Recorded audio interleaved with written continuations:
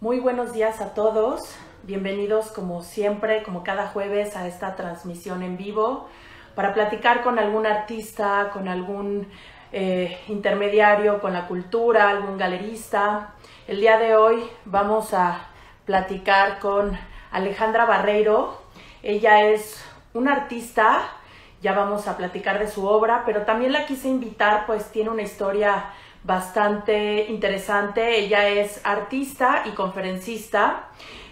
Tras una vida llena de experiencias únicas y más de 15 años de estudio y de preparación en diferentes técnicas y herramientas con los mejores maestros del mundo, la Barreiro creó el método TU, que es un método único que ella desarrolló especialmente para que tú y yo y cada uno de nosotros y de las personas con las que ella trabaja logren una evolución completa de su ser.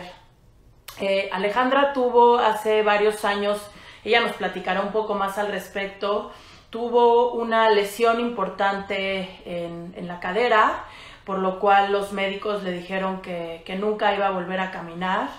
Ella, a través de diferentes métodos, de diferentes técnicas y herramientas, y una de ellas el arte, se rehabilitó, y fue así como empezó a pintar desde su cama. Y bueno, muchos dirán una especie de Frida Kahlo, pero bueno, gracias a Dios ella se recuperó.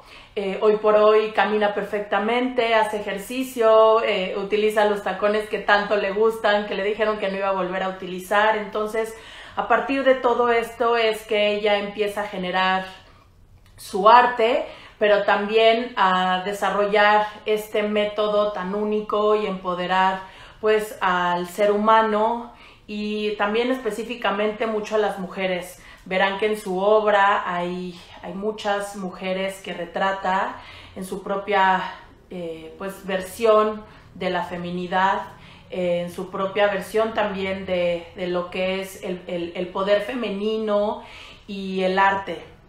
Entonces, también como en su parte de conferencista tiene mucho que contarnos. Es una artista muy enérgica que yo tengo el gusto de conocerla hace varios años, y que pues estoy muy emocionada que esté aquí para platicar con nosotros.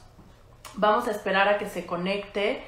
Y pues como siempre les comento, vayan preparando las preguntas que quisieran hacerle sobre estos conceptos tan interesantes como es el arte, como es la evolución del ser humano, la sanación. Ya se conectó Ale, así que vamos a invitarla a transmitir en vivo. En unos segunditos más.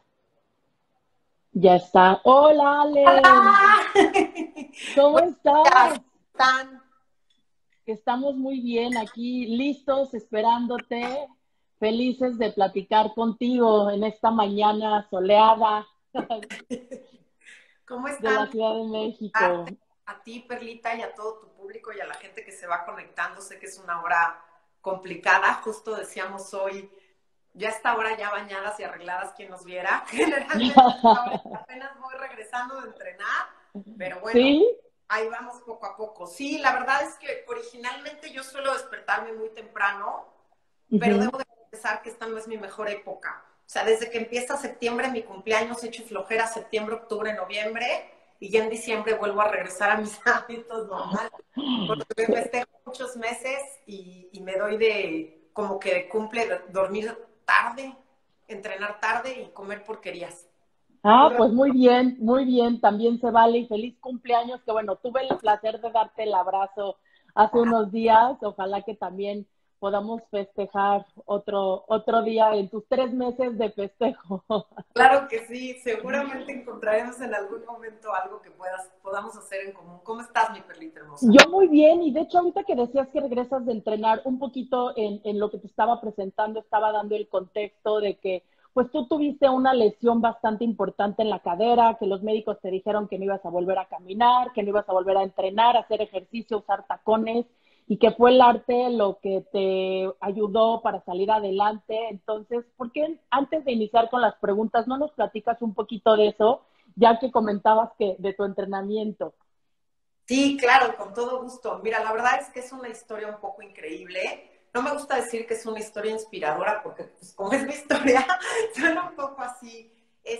Yo tuve un problema en la columna hace muchos años. Empecé con unos dolores terribles en la columna y como que no sabíamos qué era realmente lo que estaba pasando y empecé con varios doctores.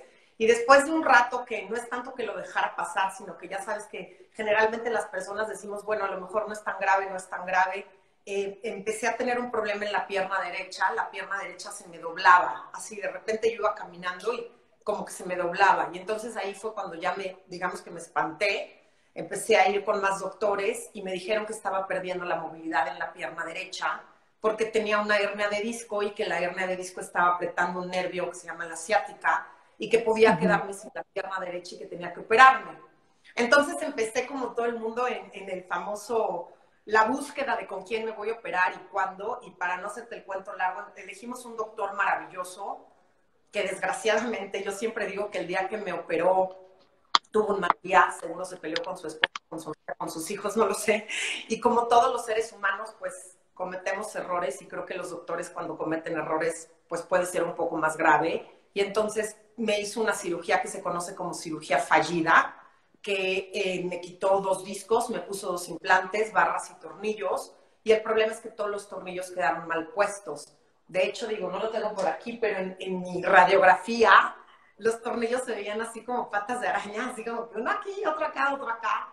Y entonces el problema es que los tornillos empezaron a moverse. Y entonces estuve muchos meses que los tornillos se movían, que el dolor era insoportable, no podía volver a caminar, estuve en silla de ruedas, estuve en cama y muchísimos doctores me dijeron que no iba a volver a caminar porque pues no era fácil quitar los tornillos, no era una garantía que yo pudiera quedar bien. Los implantes una vez que te los ponen no te los pueden quitar porque ya están, digamos que son los discos que están entre las vértebras. Y pues obviamente yo entré en una depresión terrible. Siempre me he considerado una persona muy positiva, pero ahí sí como que toqué fondo. Y empecé yo creo que por primera vez en mi vida, después además de otro par de experiencias que tuve, como sí empezar a cuestionarme qué onda con la vida, ¿no? Por dónde podía yo encontrar, digamos, algo que me inspirara a seguir viviendo. Y toda mi vida yo había querido ser artista, toda mi vida había pintado y había escrito y nunca me habían dejado hacer eso de niña. Y entonces agarré el pretexto de estar en cama y en silla de ruedas para empezar a pintar de nuevo, para empezar a escribir. Y luego poco a poco, pues digamos que me fui recuperando de una forma mágica y maravillosa. Me metí en todas estas cuestiones de meditación, de autosanación, que es ahora lo que comparto con todo amor y con todo cariño a las personas que entran digamos, al acompañamiento conmigo o a mis cursos o a mis retiros. Y un poco es enseñar el poder de la mente, pero más allá del poder de la mente, la magia que es el ser humano y lo increíble que es nuestro cuerpo una vez que lo volvemos nuestro amigo y lo sabemos usar, digamos, a nuestro favor. A nuestro La favor. verdad es una historia hermosa porque a mí me costó muchísimo volver a caminar. Yo recuerdo mucho y siempre digo que estoy infinitamente agradecida con mi padre, porque mi padre se iba conmigo en ese momento al Club España y nos metíamos en la alberca 2 horas y yo no lograba dar ni un paso. Y él tenía esta paciencia y este amor de meterse conmigo a la alberca 2 horas y esperar a que yo no diera ni medio paso. Y siempre que salíamos me decía, muy bien, vas muy bien. Pero yo le vi en la cara que obvio no iba muy bien, que no había tenido ningún avance y él se mantenía siempre con muchísimo amor y muy positivo. Y entonces, la verdad es que yo tuve un par de momentos digamos, de ruptura increíbles, porque yo creo que cuando el ser humano se rompe es cuando se puede reconstruir. Y recuerdo una vez, una noche, yo tenía una persona que me ayudaba a ir al baño y a vestirme, y yo le estaba tocando así como la campanita para que viniera por mí, y no me escuchaba. Era una mujer maravillosa, pero no me escuchaba, y yo me estaba haciendo del baño. Y entonces me entró una frustración terrible no poder pararme e ir al baño, y cuando finalmente llegué al baño, me acuerdo que me puse a llorar en el suelo y dije, no puede ser, esta no puede ser mi vida, tengo 30 años, o sea, no puedo, digamos, acabar así y aquí, ¿no? Y me acuerdo perfecto que fue la primera vez que yo tuve, digamos, la humildad de hablar con Dios, porque yo me había enojado muchísimo con Dios porque me había quitado a mi mejor amiga y a mi hermano unos años antes y yo traía una depresión terrible. Y me acuerdo perfecto que le dije, Dios mío, por favor, ayúdame. y si tú me ayudas y si tú me enseñas el camino para yo volver a caminar y volver a ser feliz, te juro que voy a dedicar mi vida a enseñar a otras personas a que lo hagan. Y así fue como, pues como todo empezó. Y ahí en ese momento fue como tu terapia cuando empezaste realmente a pintar, ¿no? Como con más seriedad, como con más constancia, como con más inspiración, porque como dices, cuando alguien está roto es cuando estás creando y estás en contacto contigo y esa es una parte muy importante del arte y de los artistas, ¿no? De su proceso de creación.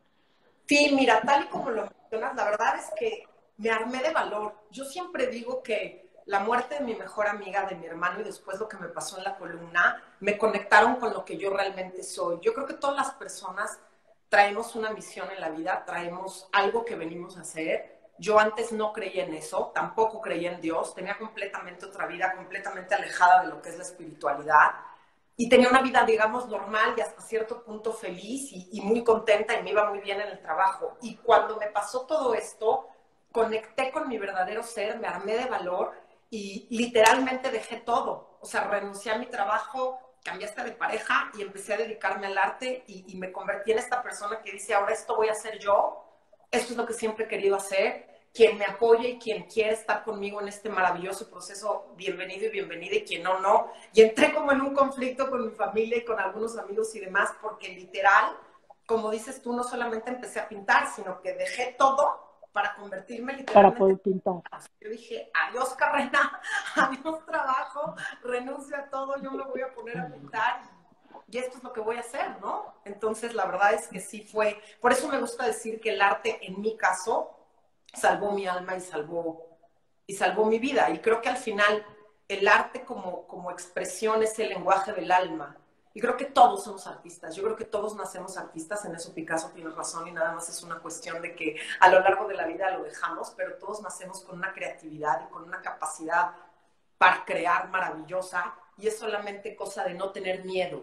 No tener miedo a eso que nuestro espíritu nos dice que hay que hacer. Totalmente, totalmente. Y eso me lleva a nuestra primer pregunta. ¿Cómo describes tú a la Barreiro?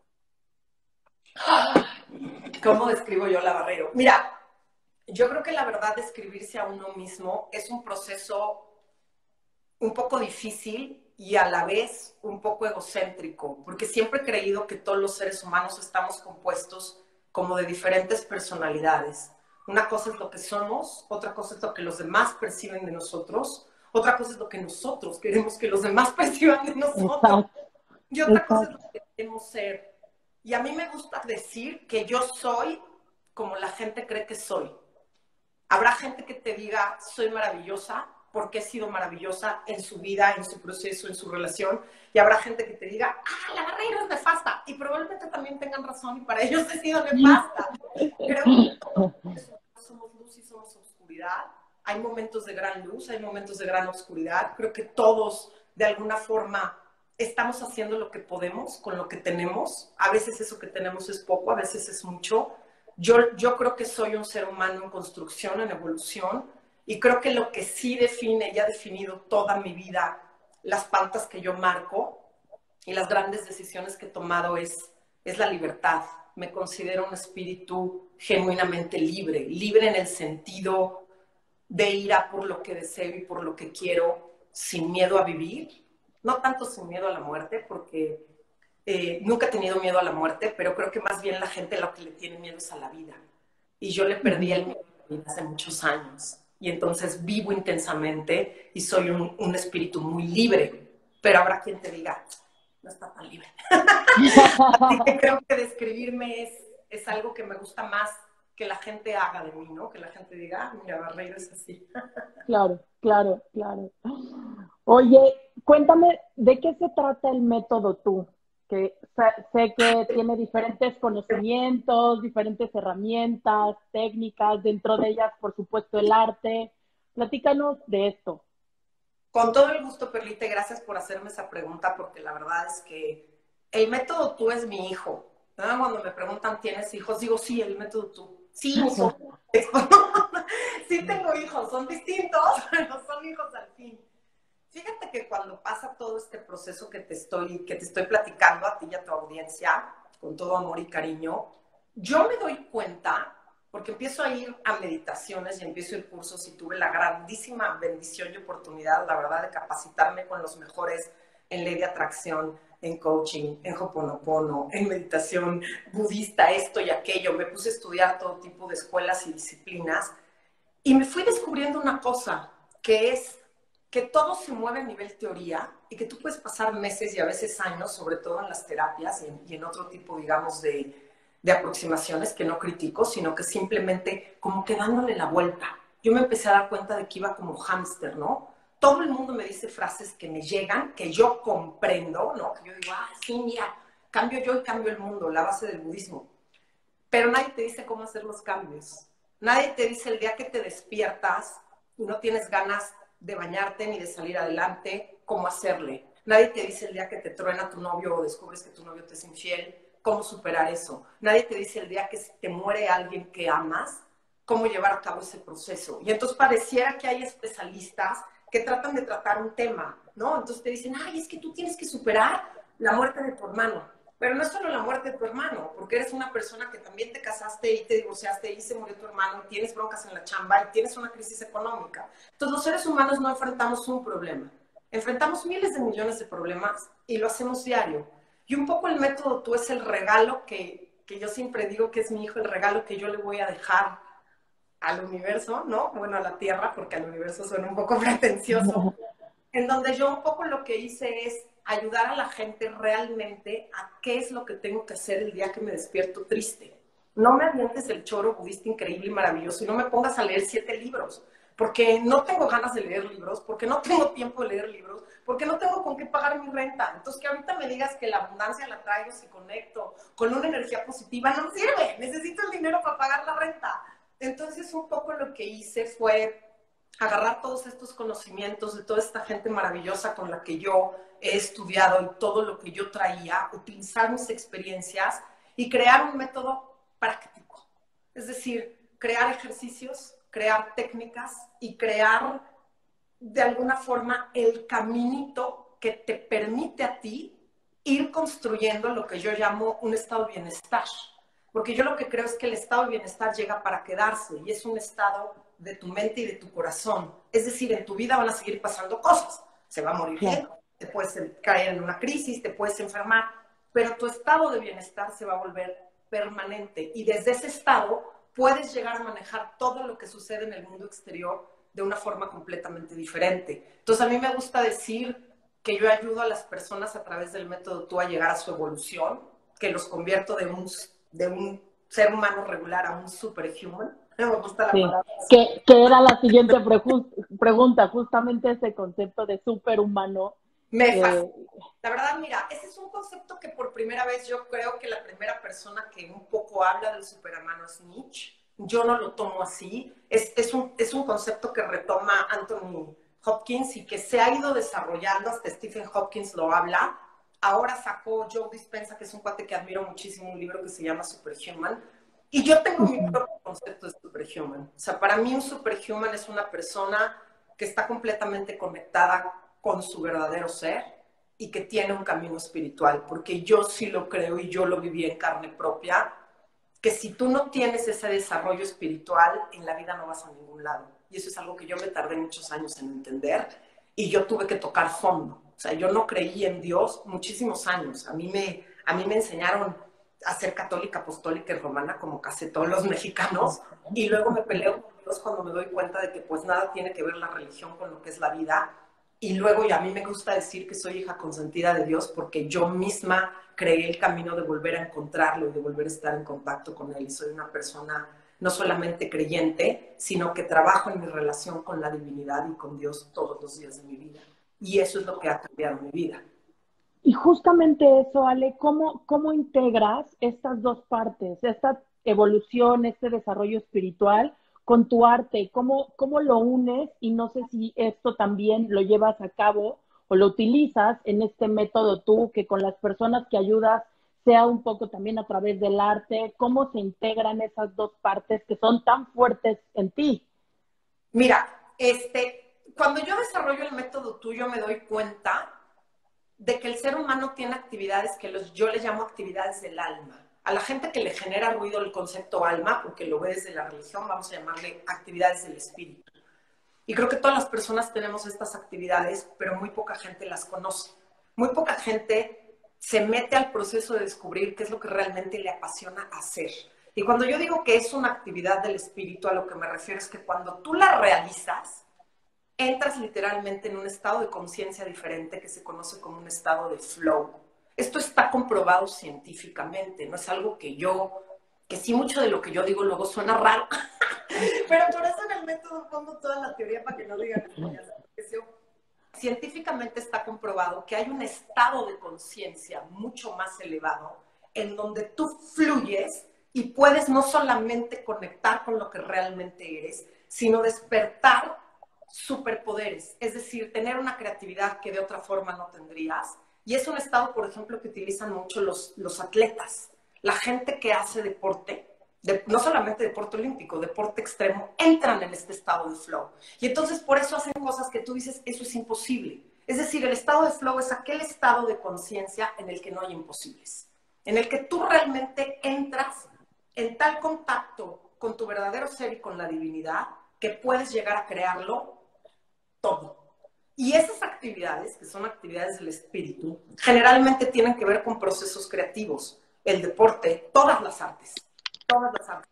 Yo soy muy buena, o lo que a mí, digamos, me apasiona y mi actividad del alma es pintar, pero yo admiro muchísimo a los músicos. Los músicos, wow. O sea, yo creo que la música salva vidas, porque tú te pones a oír ciertas canciones y dices, no manches, este cuate solo pudo haber creado esto en un gran estado de flow. Entonces, un poco en el método tuyo lo que hago es ayudar a las personas a encontrar sus respectivas actividades del alma, sus actividades del espíritu. Y yo obviamente siempre propongo el arte y el deporte, porque son las dos actividades que más fácil te llevan al estado de flow. Arte, deporte, meditación, son actividades que realmente te permiten accesar a ese estado de conciencia, pero cada quien tiene que encontrar las suyas.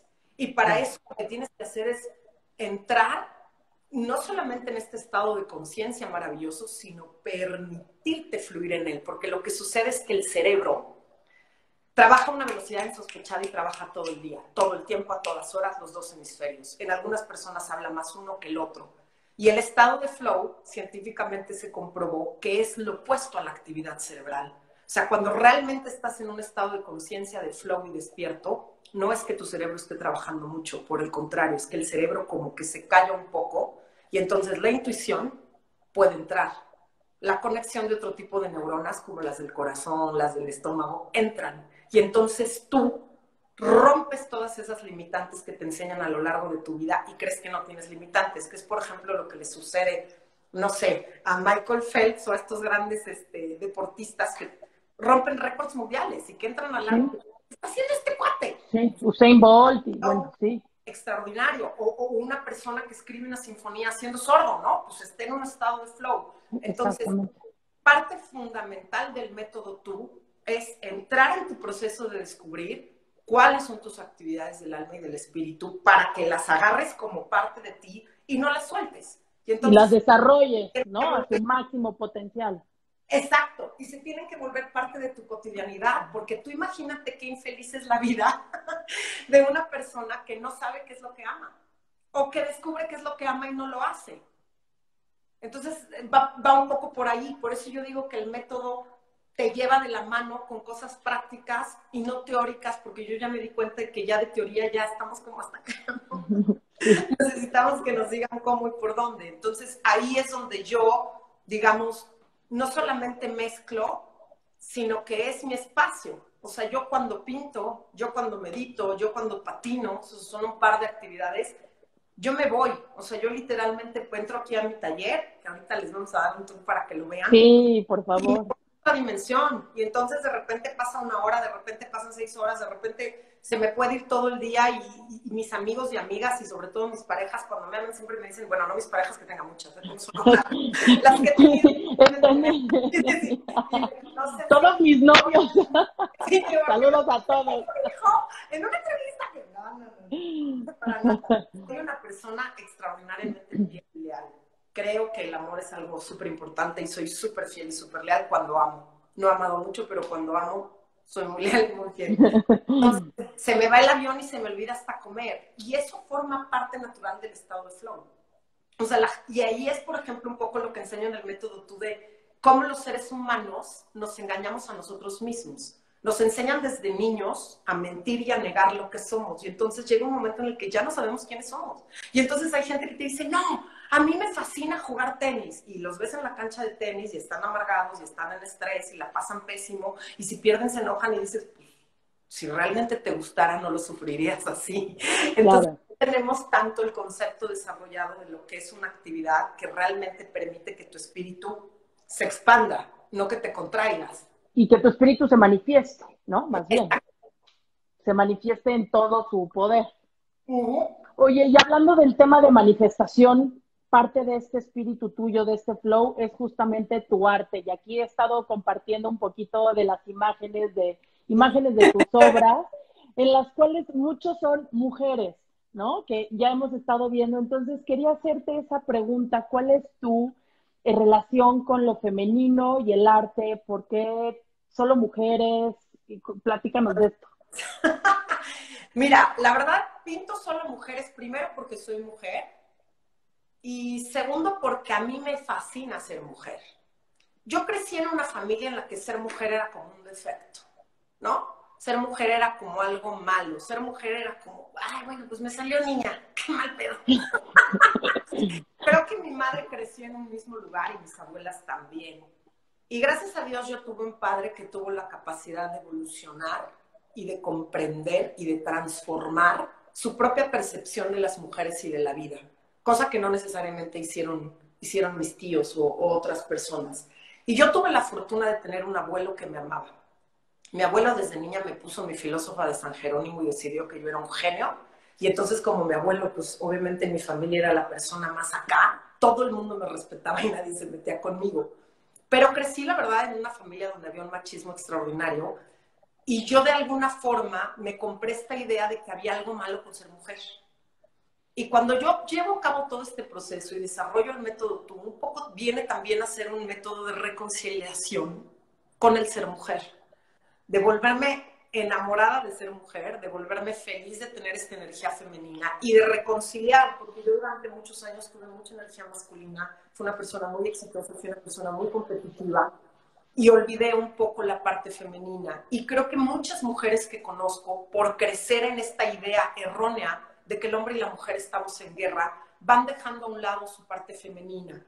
Entonces mi arte se convierte en este espacio en donde yo trato de hacer un homenaje a las mujeres, recordarles a las mujeres que está increíble ser mujer, que es hermoso ser mujer, que hay que reconciliarnos con la feminidad y recordarle a los hombres que se les olvida también que las mujeres somos maravillosas. Entonces decidí que mi arte iba a ser un espacio en donde la mujer pudiera constantemente confrontarse con la belleza de lo femenino, con la belleza de ser mujer, y tomé la decisión de pintar solo mujeres.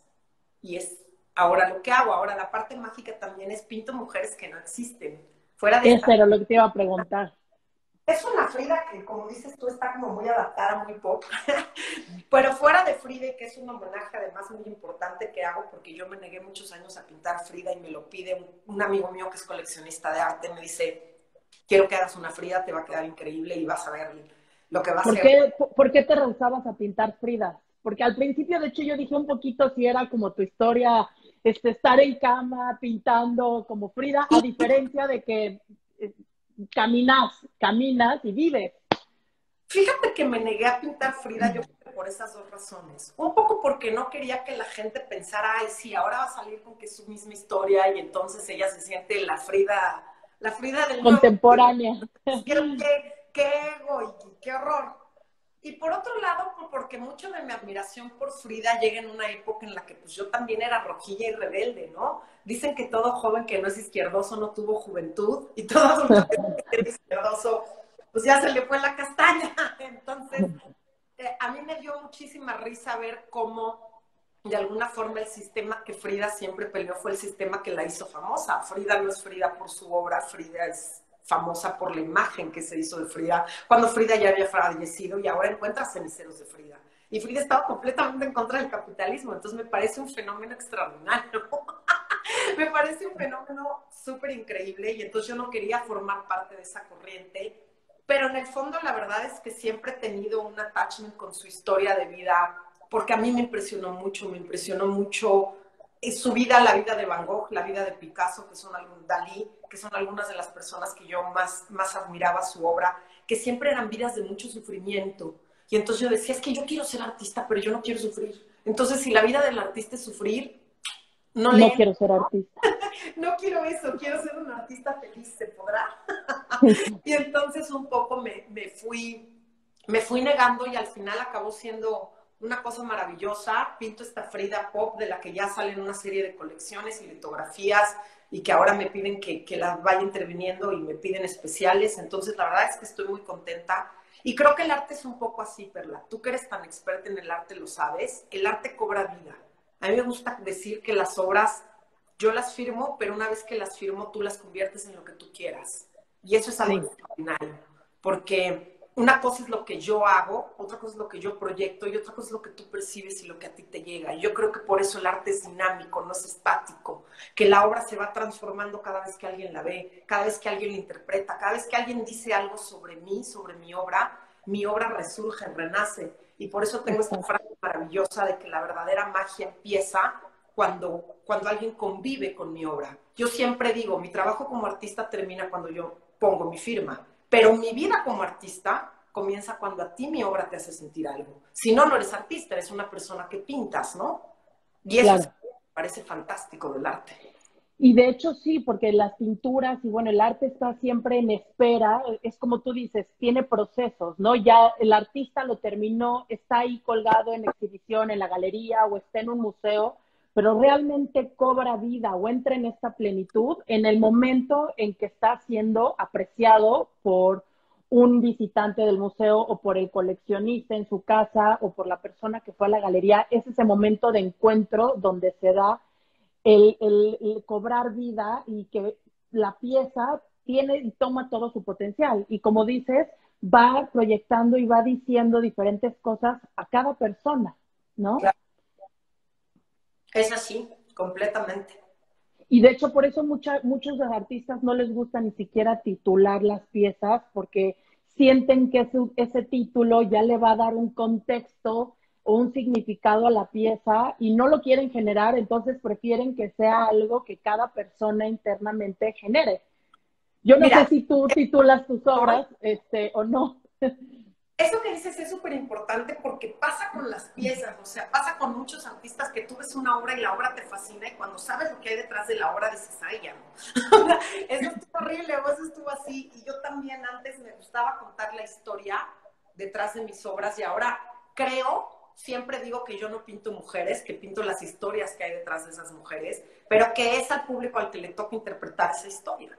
Es el público el que define qué es lo que hay detrás de una mujer que yo pinto. Sí, tengo algunos de las colecciones, por ejemplo, esta obra que pones ahorita atrás, que la amo. Me encanta, me encanta.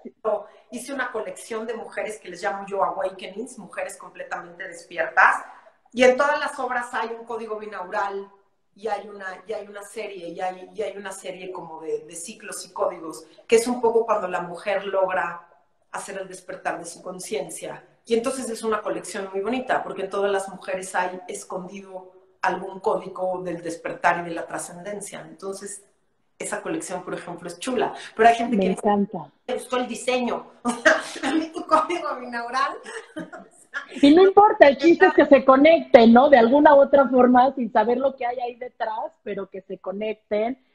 Inclusive por la belleza de la mujer o por lo que transmite, la paz. Esta pieza a mí me transmite mucha paz, como serenidad, justamente alguien que está como conectada. Y leía el otro día de que mucha gente como que se reprime cuando ve una pieza, ¿no? Vas a ver una película no sé, triste o puedes llorar, vas al teatro y te sientes pues en esta oscuridad con la libertad de llorar si la obra así lo transmite, pero hay mucha gente que cuando ve una obra de arte se reprime con sus emociones. Claro. Y leía que, por ejemplo, Rothko era uno de los artistas que estaba esperando generar el llanto en la gente, ¿no? Claro. pero la gente no lo quiere generar por miedo, como tú decías, a mostrar estas emociones que el arte puede despertar, ¿no? ¿Cómo que estoy aquí en la galería y si esta mujer me genera, pues no sé, una lágrima, no lo voy a hacer? Cuando al contrario eso desestresa.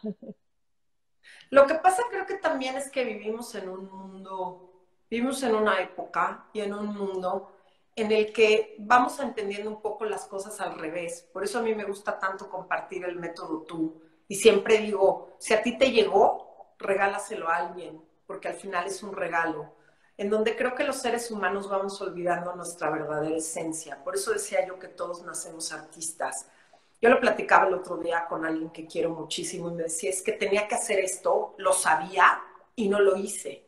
Y entonces le dije, es que traicionaste tu intuición. Y la intuición es el lenguaje que tiene el universo de comunicarse con nosotros. Y cuando somos chiquitos siempre hay alguien que llega y te dice, ah, estás loco, eso no existe. Los amigos imaginarios no existen. ¿Cómo que lo sentiste aquí? Aquí no se siente nada. Tómate una aspirina. Ya le cayó mal al niño la enchilada. Entonces, vamos completamente al revés. La intuición es el lenguaje del universo, lo sentimos en el cuerpo. Y fíjate qué maravilla es este cuerpo mágico y maravilloso que tenemos, que es el primero en sentir las emociones.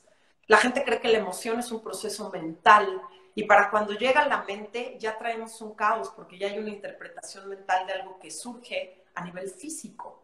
Y cuando tú lo cachas a nivel físico, es muchísimo más fácil de transmutar y de comprenderlo. Pero a los seres humanos nos encanta el rollo de la mente. Nos encanta todo, meternos al laberinto de la mente, porque además creemos que eso es la inteligencia.